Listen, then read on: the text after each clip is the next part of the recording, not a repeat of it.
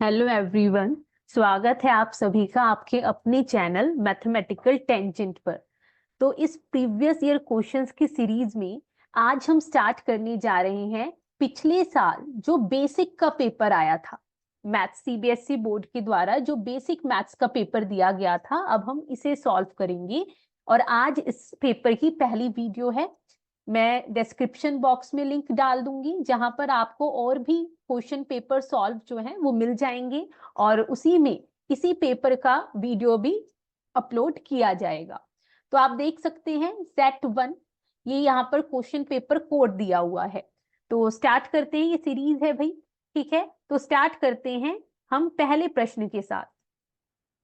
अच्छा, मैं इंग्लिश वाला पार्ट कवर करवाऊंगी यहाँ पर, और मेरी स्पीड अदरवाइज थोड़ी स्लो रहेगी। अगर आप फास्ट स्पीड में देखना चाहते हैं तो आप प्लीज अपनी सेटिंग से, यूट्यूब की सेटिंग से आप स्पीड को 2x या 1.5x पे कर लीजिएगा फॉर बेटर एक्सपीरियंस। तो स्टार्ट करते हैं क्वेश्चन नंबर 1 के साथ। आज की वीडियो में हम एमसीक्यू क्वेश्चंस को कवर करेंगे। Question number 1, the prime factorization of natural number 288। हमसे इस नंबर का प्राइम फैक्टराइजेशन करने को बोला जा रहा है। तो पहले 2 से डिवाइड करेंगे 144, अगेन 2 से डिवाइड करेंगे 72, फिर 2 से डिवाइड करेंगे 36, 2 से दोबारा डिवाइड कीजिए 18, अगेन डिवाइडेड बाय 2 9, देन अब ये 3 से डिवाइड होगा, 3 3 जा 9 एंड 3 1 जा 3। तो हम देख पा रहे हैं 1 2 3 4 5, 2 की पावर 5 इंटू और 3 की पावर 2। तो यही हमारा प्राइम फैक्टराइजेशन है, जो है ऑप्शन नंबर सी। चलिए आगे बढ़ते हैं क्वेश्चन नंबर 2 की तरफ। सो क्वेश्चन नंबर 2 में बोला जा रहा है, if 2 cos theta equals to 1, then the value of theta. Theta की वैल्यू बताइए अगर हमें इस तरह से 2 cos थीटा दिया है। देखिए ध्यान से सुनिए, 2 cos थीटा इक्वल टू 1। अगर मुझे यहाँ थीटा निकालना है तो पहले आप 2 को उस साइड भेजिए। सो cos थीटा इक्वल्स टू 1/2। अब हमें ये सोचना है कि हमारा जो cos है वो कौन से एंगल पर 1/2 होता है। अब क्योंकि cos 60 डिग्री 1/2 होता है, इट मींस थीटा और कुछ नहीं, यहाँ पर 60 डिग्री ही होगा। सो आंसर है option number b, 60 degree. Question number 3। Question number 3 में बोला जा रहा है, a card is drawn at random from a well shuffled deck of 52 cards. ठीक है, हमारे पास 52 कार्ड्स का पूरा पैक है, उसमें से एक कार्ड बिना देखे निकाला जा रहा है। The probability of getting a red card. बताइए क्या संभावना है, क्या प्रोबेबिलिटी है कि जो कार्ड निकाला जा रहा है वो एक रेड कार्ड होगा। तो हमें पता है टोटल 52 कार्ड हैं। अगर if we have 52 cards, then 26 are red cards and 26 are black cards. तो हमसे प्रोबेबिलिटी पूछी है रेड कार्ड आने की। यहाँ पर फेवरेबल आउटकम्स हमारे कितने हैं जिसमें से रेड कार्ड निकाला जा सकता है, टोटल 26 अपॉन में टोटल नंबर ऑफ कार्ड। तो टोटल नंबर ऑफ कार्ड्स जिसमें से हम रेड कार्ड की पूछ रहे हैं वो है 52। अब इसे सिंप्लीफाई कर देते हैं। सो 26 1 जा 26, 26 2 जा 52। Answer is 1/2, option number D. तो यहां पर ये 3 क्वेश्चंस होते हैं कंप्लीट। आगे बढ़ते हैं क्वेश्चन नंबर 4 पर। 4 में बोला जा रहा है, the discriminant of the quadratic equation this is. Discriminant बताना है। देखिए कोई भी क्वाड्रेटिक इक्वेशन इस फॉर्म की होती है, ये स्टैंडर्ड फॉर्म है, ax² plus bx plus c equals to 0। इसका मतलब यहां पर हम ऑब्जर्व कर सकते हैं, जब हम कंपेयर कर रहे हैं इन दो क्वाड्रेटिक इक्वेशंस को, x² के साथ वाला नंबर ही a होता है 2, x के साथ जो भी लिखा हुआ है वो b है। थोड़ा अलर्ट रहिए, -5 आपको लेना है। और जिसके साथ कोई वेरिएबल नहीं है वो c है, जो यहाँ पर -3 है।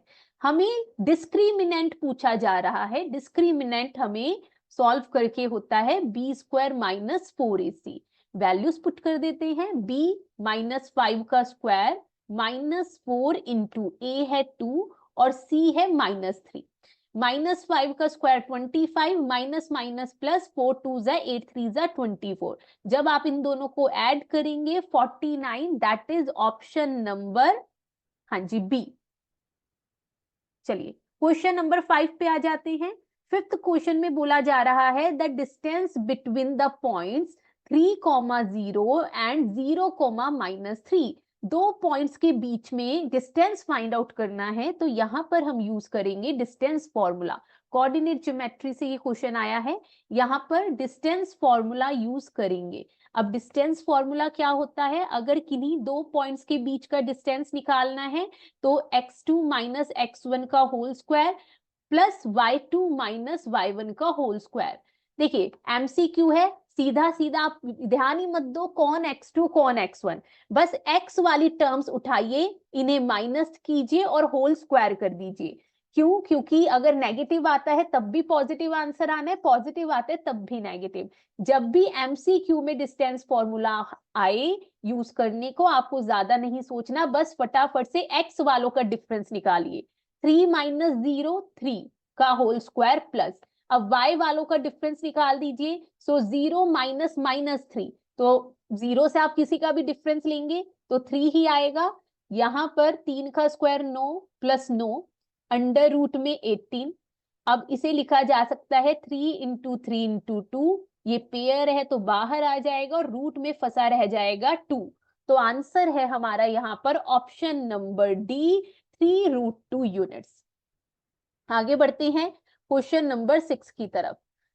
क्वेश्चन नंबर 6 में बोला जा रहा है जी, हाँ जी, the seventh term of an AP, हमें सेवंथ टर्म फाइंड आउट करनी है।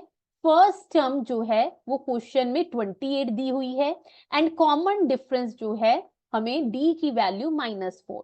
अब हम nth टर्म का फॉर्मूला जानते हैं, a plus n minus 1d।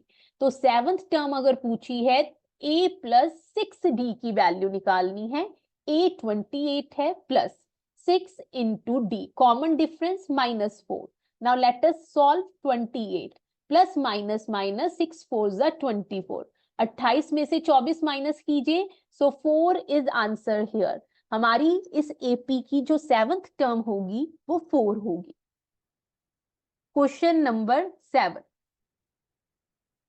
Seventh question में बोला जा रहा है the graph of y equal to px is shown in the figure for some polynomial px, the number of zeros of px is, यार हमें पूछ रहा है कोई पॉलिनोमियल है, उसका ग्राफ दिया है, बताइए उस पॉलिनोमियल के कितने जीरोस हैं।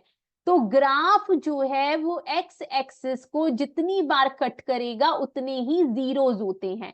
अब क्योंकि यहाँ पर ये जो ग्राफ है ये एक्स एक्सिस को एक भी पॉइंट पर ना तो टच कर रहा है ना ही कट कर रहा है, तो आंसर है 0। यहां पर इस पॉलिनोमियल की कोई भी रूट या कोई भी 0 नहीं होगा। क्वेश्चन नंबर 8 पे आ जाते हैं। The side of two similar triangles are in ratio, दो सिमिलर ट्राइंगल की साइड्स का रेशो दे दिया, ये साइड्स का रेशो है जी, और हमसे पूछा जा रहा है the ratio of their perimeters, इनके पेरीमीटर का रेशो बताइए।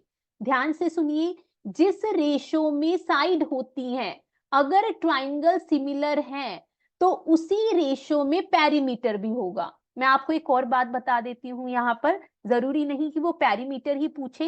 इन सिमिलर ट्राइंगल, अगर दो ट्राइंगल्स सिमिलर हैं तो आपको याद रखना है रेशो ऑफ साइड्स, जो साइड्स का रेशो होगा वही इक्वल होगा रेशो ऑफ पेरीमीटर, वही इक्वल होगा रेशो ऑफ हाइट्स परपेंडिकुलर्स, वही इक्वल होगा रेशो ऑफ मीडियंस।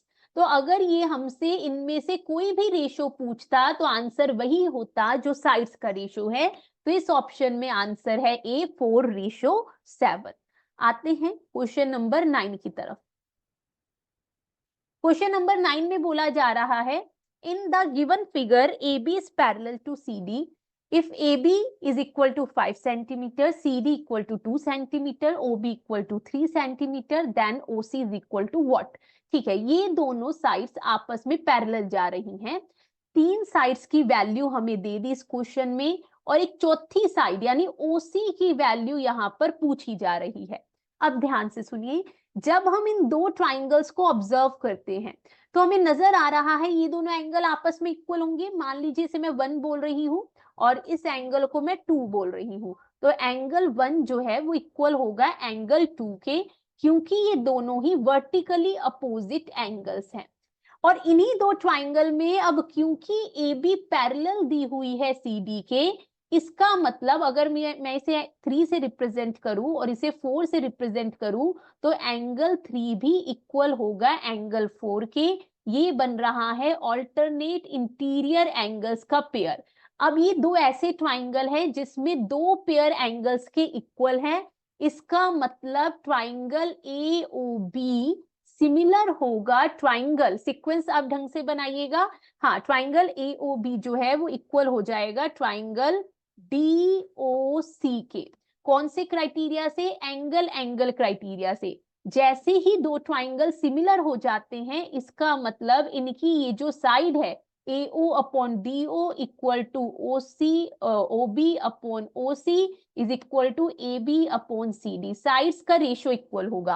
अब आप वैल्यू पुट कीजिए, हमें ओबी की वैल्यू क्वेश्चन में 3 सेंटीमीटर दी है, ओसी नहीं पता।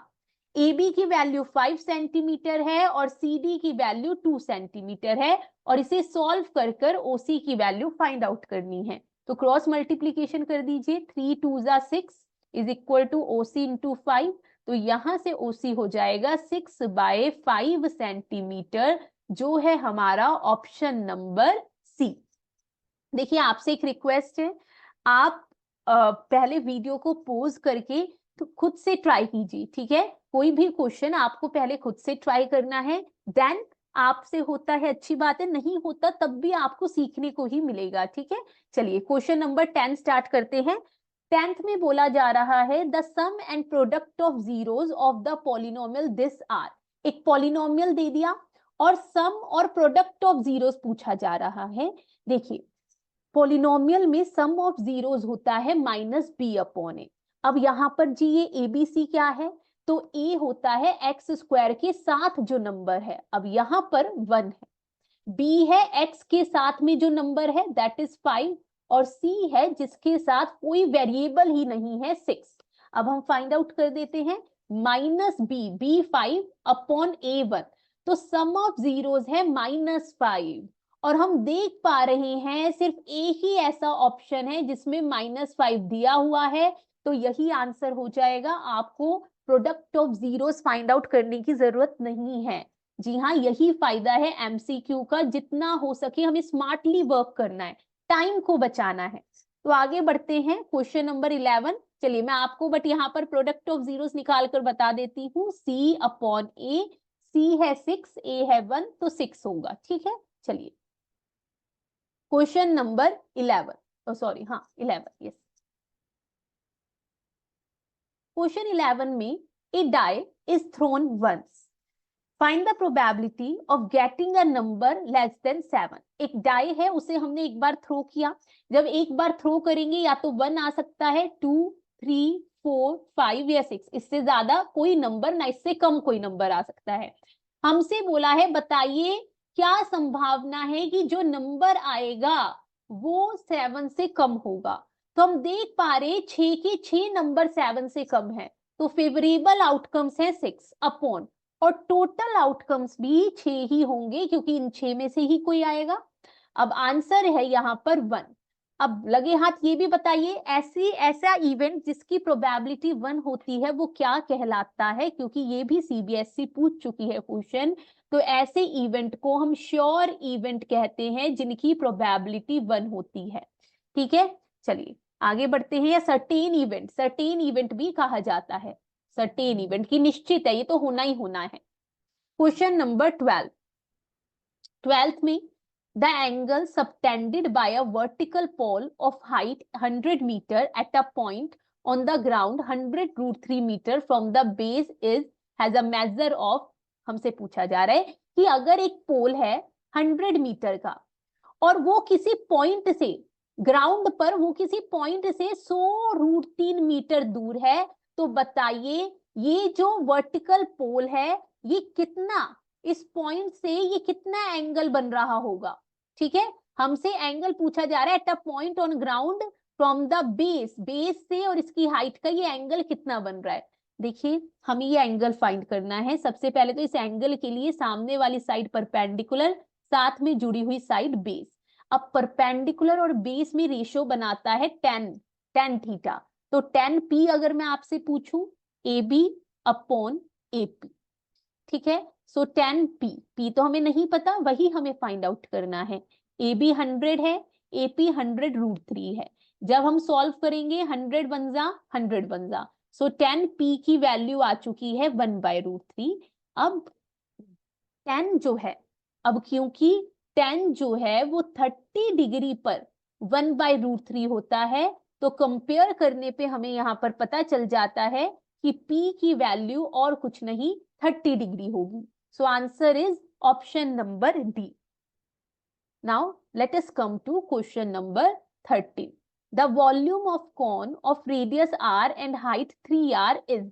उस कॉन की वॉल्यूम बताइए जिसकी रेडियस r लेनी है और हाइट को 3r लेना है। देखिए फॉर्मूला क्या होता है वॉल्यूम का of cone, formula 1/3 pi r² h। आइए वैल्यूज पुट करते हैं 1/3। क्योंकि हम देख पा रहे हैं ऑप्शन में पाई को पाई ही लिया गया है, तो हम पाई को पाई ही लेंगे, रखेंगे, उसे 22/7 या 3.14 पुट नहीं करेंगे। आर को आर ही लेना है, सो r² इंटू एच को हमें 3r लेना है। अब इसे सॉल्व करेंगे, 3 1 जा 3, यहां पर बचा r² इंटू आर हो जाएगा, क्योंकि बेस सेम है, पावर्स ऐड हो जाएंगी, और साथ में पाई, या इसी बात को हम लिख सकते हैं pi r³। So answer is option number d. चलिए question number 14। The distance between two parallel tangents of a circle of diameter 7 centimetre is. देखिए इस क्वेश्चन में क्या बोला जा रहा है, इस तरह से हमारे पास यहां पर सबसे पहले तो एक सर्कल है, ठीक है। अब इस सर्कल में दो पैरेलल टेंजेंट्स बनाई जा रही हैं, तो कुछ इस तरह से हम भी यहाँ पर अपनी पैरेलल टेंजेंट्स बना लेते हैं। तो टेंजेंट सर्कल को एक पॉइंट पे टच करेगी, तो एक टेंजेंट ये हो गई और दूसरी टेंजेंट हमारी यहाँ पर इस पॉइंट पर हो गई। अब ध्यान से सुनिएगा, तो सर्कल है तो इस तरह से यहां पर इसका सेंटर भी होगा, तो यहां मैं ले लेती हूं इसका सेंटर। बोला है distance between two parallel tangents of a circle of diameter 7 centimetre, कि ये जो हमें पैरेलल टेंजेंट्स दो नजर आ रही हैं जो सर्कल को ए और बी पॉइंट पर टच कर रही हैं, इनके बीच का डिस्टेंस बता दीजिए। डिस्टेंस, देखिए जब भी डिस्टेंस पूछा जा रहा है यानी यहां पर बात हो रही है इस परपेंडिकुलर डिस्टेंस की, और ये जो परपेंडिकुलर डिस्टेंस होगा ये और कुछ नहीं बल्कि हमारे सर्कल की डायामीटर ही होगी। ये परपेंडिकुलर डिस्टेंस यहाँ पूछा जा रहा है, और सेंटर से जो लाइन जाएगी वही यहाँ परपेंडिकुलर बनाएगी, क्योंकि हमें पता है रेडियस परपेंडिकुलर होती है पॉइंट ऑफ कांटेक्ट पर। तो आंसर हो जाएगा option number A 7 centimetre. Question number 15। दो ट्राइंगल्स दिए हैं, बोल रहा है in above figure the criteria of similarity by which triangle ABC is similar to triangle PQR. ये दोनों ही ट्राइंगल्स कौन से क्राइटेरिया से सिमिलर हो रही हैं। अब हम देख पा रहे हैं यहाँ पर ये जो दो साइड्स है ये दी हुई है, और चाहे आप इनका रेशो निकाल लीजिए, जब आप इनका रेशो निकालेंगे 1:2 आएगा। इसी तरह से आप इन दो साइड्स का रेशो निकालिए, तो इन दो साइड्स का जब हम रेशो फाइंड आउट करेंगे यहां पर भी 1:2 आ रहा है, और बीच में एक एंगल इक्वल है, तो इसी क्राइटेरिया को हम side angle side similarity criteria कहते हैं। So answer is option number C. हाँ जी, क्वेश्चन नंबर 16 में बोल रहा है the larger of two supplementary angle exceeds the smaller by 18 degrees, what is the measure of larger angle। देखिए दो एंगल्स है यहाँ पर, और जो बड़े वाला है, मान लेते हैं एक बड़ा एक छोटा, बड़े वाला छोटे वाले से 18 ज्यादा है, मोर है, एक्सीड मतलब ज्यादा होना, तो अगर मैं छोटे वाले को x मान लू यानी बड़े वाला होगा x + 18 डिग्री। और ये भी बोला गया है कि ये दोनों के दोनों जो एंगल्स हैं वो सप्लीमेंट्री हैं। सप्लीमेंट्री कौन से एंगल्स होते हैं? ऐसे एंगल्स जिनका सम 180 डिग्री हो। और हमसे देखिए लार्जर एंगल पूछा है, तो अगर ये x की वैल्यू आ जाती है तो हम लार्जर एंगल भी फाइंड आउट कर लेंगे।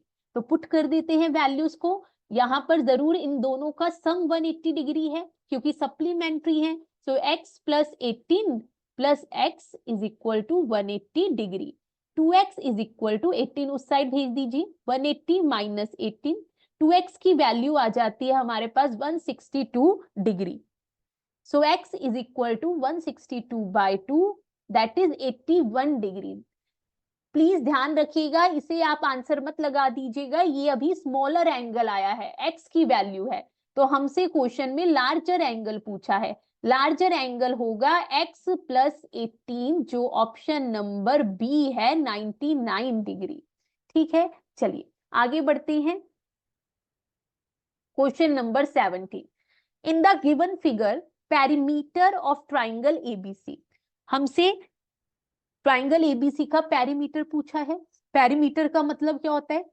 उसकी बाउंड्रीज का सम, उसकी तीनों साइड्स का सम।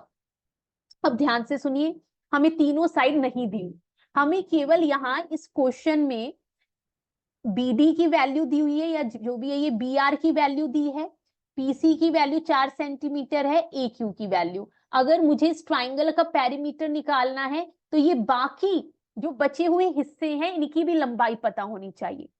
अब ध्यान से देखिए, यहां बीच में एक सर्कल दिया है और ये 3 पॉइंट्स पर ये जो लाइंस है ये सर्कल को टच कर रही हैं, तो ये तीनों और कुछ नहीं बल्कि टेंजेंट है, टेंजेंट्स। और ये तीनों ही टेंजेंट्स नहीं, अब यहां पर एक थ्योरम यूज होगी।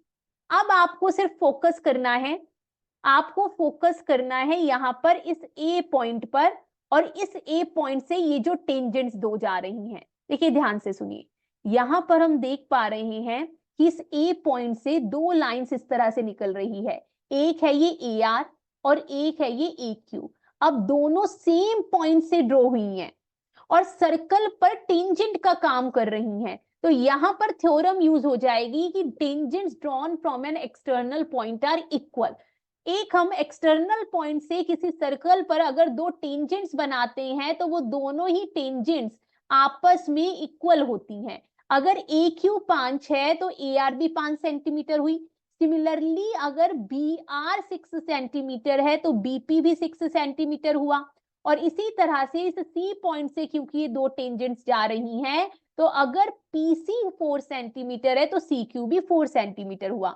तो देयरफॉर यहां पर जो पेरीमीटर हो जाएगा वो इन सब सेगमेंट्स का सम होगा, 5 2 times plus 6 2 times plus 4 2 times. तो आंसर होगा 10 plus 12 plus 8 that is 30 centimetre, option number ए। ठीक है, चलिए आगे बढ़ते हैं क्वेश्चन नंबर 18 की तरफ। सो क्वेश्चन नंबर 18 में बोला जा रहा है, in the given figure BC and BD are tangents to the circle with centre O। ठीक है, ये दोनों टेंजेंट्स हैं, टेंजेंट है, दोनों एक्सटर्नल पॉइंट B से ड्रॉ हुई हैं तो दोनों ही आपस में इक्वल होंगी। और रेडियस 9 सेंटीमीटर है, इस OB की लेंथ 15 सेंटीमीटर दे दी हमें, सेंटर से ये जो लाइन जा रही है टेंजेंट के एक्सटर्नल पॉइंट तक। हमसे पूछा है BC और BD का सम बता दीजिए। देखिए पहली बात कि दोनों आपस में इक्वल होंगी, अगर मैं किसी तरह BC फाइंड आउट कर लेती हूं तो वही BD है, तो इन दोनों का सम ही हमसे पूछा है। अब यहां पर एक और थ्योरम यूज हो रही है, सेंटर से जो हमारी रेडियस जाती है, ये जो रेडियस जा रही है ये टेंजेंट के परपेंडिकुलर होती है, यानी ये एंगल 90 डिग्री होगा क्योंकि ये BC क्या है, BC टेंजेंट है सर्कल पर at point of contact C। और अब ये बन चुका है राइट ट्राइंगल BCO, जिसकी हमें दो साइड्स पता है, BC फाइंड आउट करनी है और हम यहां पर यूज करेंगे पाइथागोरस थ्योरम। सो हाइपोटेन्यूस का square is equal to perpendicular का स्क्वायर प्लस बेस का स्क्वायर। तो आइए सॉल्व कर लेते हैं। OB की वैल्यू 15, BO की वैल्यू हम देख पा रहे हैं, हाँ OB सॉरी यहाँ पर थोड़ी सी मिस्टेक हो गई, हाँ OB का स्क्वायर प्लस BO नहीं लेना था यहाँ पर हमें, sorry, by mistake, human error. हाँ जी, तो यहाँ पर बीओ ले लिया हमने, ओसी ले लिया, बीसी लेना था ना, ठीक है। तो बीसी ही हमें फाइंड आउट करनी है बेसिकली, और ओसी हम देख पा रहे हैं 9 यूनिट है, 9 सेंटीमीटर है। 15 का स्क्वायर 225, 9 का स्क्वायर इधर लाकर माइनस कर दीजिए 81। सो बीसी स्क्वायर की वैल्यू हमारे पास होगी यहाँ पर, 5 में से 1 गया 4, और 22 में से 8 गया, कितना बचा, 12 में से 8 गया 4 और 1 14। ठीक है, तो बीसी की वैल्यू हो जाएगी √144, और ये होता है 12 का स्क्वायर।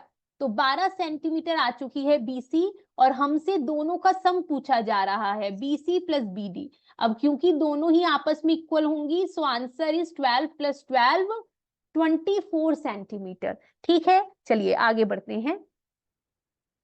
हाँ जी, क्वेश्चन नंबर, हाँ, अब अजर्शन रीजन वाले क्वेश्चन स्टार्ट हो रहे हैं। Question number 19, assertion reason. हमें दो स्टेटमेंट्स दी जाती हैं, पहले तो हमें ये चेक करना है क्या दोनों ट्रू है या दोनों में से कौन फॉल्स है। उसके बाद ये जो क्या रीजन दिया है वो सही लॉजिक दिया है अजर्शन का, स्टेटमेंट का। तो पहले अजर्शन पे गौर फरमाते हैं।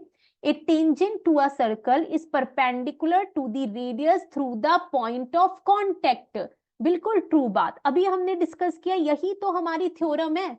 ये हमारी सबसे पहली थ्योरम है जो इस चैप्टर में हम पढ़ते हैं कि रेडियस जो है वो परपेंडिकुलर होती है टेंजेंट के एट पॉइंट ऑफ कांटेक्ट। तो हमारा ये ऑप्शन तो डिलीट हो चुका है क्योंकि रीजन ट्रू है। B reason, length of tangents drawn from an external point to a circle are equal. यही थ्योरम अभी हमने पीछे यूज की थी, तो ये भी बिल्कुल ट्रू है, ये भी थ्योरम है, यानी दोनों ही अपने आप में ट्रू है, तो ये ऑप्शन भी डिलीट हो गया। लेकिन क्या ये जो रीजन दिया हुआ है ये करेक्ट एक्सप्लेनेशन दी हुई है असर्शन की? तो नहीं, क्योंकि ये दोनों ही अपने आप में इंडिपेंडेंट थ्योरम्स हैं, लेकिन इनका आपस में ऐसा कोई लॉजिक नहीं कि रीजन इसकी एक्सप्लेनेशन हो जाएगा। इंडिपेंडेंट थ्योरम्स है दोनों ही, तो हमारा जो आंसर हो जाएगा वो होगा ऑप्शन नंबर बी, कि दोनों ही ट्रू है लेकिन रीजन जो है वो करेक्ट एक्सप्लेनेशन नहीं है असर्शन का। आइए क्वेश्चन नंबर 20 पर चलते हैं। हाँ जी, क्वेश्चन 20 में बोला जा रहा है the system of linear equations this and this is inconsistent. हमसे बोला है कि ये इनकंसिस्टेंट होगा। मैं आपको रिकॉल करवा दूं, ये जो सिस्टम ऑफ लीनियर इक्वेशन है ये दो तरह का हो सकता है, या तो कंसिस्टेंट होगा या फिर इनकंसिस्टेंट होगा। ठीक है, अब कंसिस्टेंट तब, हमारा जो भी सिस्टम है वो तब कंसिस्टेंट होता है जब सॉल्यूशन एग्जिस्ट करेगा, और सॉल्यूशन सिर्फ दो केस में एग्जिस्ट करेगा। या तो हमारी लाइंस इंटरसेक्टिंग बनेंगी जहां पर एक सॉल्यूशन एग्जिस्ट करता है, या फिर दोनों जो लाइंस हमारी बन रही हैं वो को इंसिडेंट बनेंगी। को इंसिडेंट मतलब एक के ऊपर एक, और यहां पर हम देख पा रहे हैं इनमें बहुत सारे कॉमन पॉइंट्स हैं, तो इनफाइनाइट सॉल्यूशन एग्जिस्ट करेंगे। तो पहले वाला जो इंटरसेक्टिंग केस है उसमें जो रेशियो होता है A1/A2 not equal to B1/B2 होता है। यही ये जो दूसरे वाला केस है कोइंसिडेंट वाला, यहाँ पर तीनों रेशियो आपस में इक्वल होते हैं, A1/A2 equal to B1/B2 equal to C1/C2। अब आ जाते हैं इनकंसिस्टेंट वाले केस पर जिसमें क्वेश्चन पूछा गया है। तो तब हम सिस्टम ऑफ लीनियर इक्वेशन को इनकंसिस्टेंट बोलेंगे जब सॉल्यूशन एग्जिस्ट नहीं करेगा, डज नॉट एग्जिस्ट। और ऐसा केस होता है जब दो लाइंस पैरेलल होती हैं। पैरेलल का मतलब इनमें कोई कॉमन पॉइंट नहीं, जब कोई कॉमन पॉइंट ही नहीं है तो सॉल्यूशन कहां से एग्जिस्ट करेगा, है ना। और यहां पर जो रेशियो होता है वो होता है A1/A2 equal to B1/B2 but not equal to C1/C2। तो हमें यही चेक करना है पहले पार्ट में असर्शन में, क्या ये केस बन रहा है, तभी हम बोलेंगे कि ये दोनों इनकंसिस्टेंट है। तो A1/A2, A1 क्या है, पहली इक्वेशन में x के साथ जो नंबर है 3, और A2 क्या हो जाएगा दूसरी इक्वेशन में x के साथ जो नंबर है। तो ये रेशियो आया 1/5। नाउ B1/B2, B1 y के साथ जो नंबर है 5, और B2 जो दूसरी इक्वेशन में y के साथ नंबर है 25। ये रेशियो भी 1/5 आ चुका है। अब C1 अपॉन C2, C1 जिसके साथ कोई वेरिएबल नहीं है -4 और C2 जिसके साथ कोई वेरिएबल नहीं है दूसरी इक्वेशन में। अब हम देख पा रहे हैं A1 अपॉन A2 तो इक्वल है, लेकिन ये C1 अपॉन C2 के इक्वल नहीं है। तो जी हाँ, असर्शन ट्रू है और रीजन में बिल्कुल सही वही लॉजिक दिया है जो अभी मैंने आपको समझाया है। तो रीजन भी ट्रू है और बिल्कुल करेक्ट एक्सप्लेनेशन है। तो यहां पर इस क्वेश्चन का आंसर हो जाएगा ऑप्शन नंबर, कहाँ है हमारा ऑप्शन, जी हाँ, ऑप्शन नंबर ए। तो हाँ जी, आंसर है ऑप्शन नंबर ए कि दोनों करेक्ट है, ट्रू है और रीजन भी करेक्ट एक्सप्लेनेशन है। चलिए मिलते हैं आप सबसे अगली वीडियो में, तब तक के लिए अपना ध्यान रखें, बाय बाय।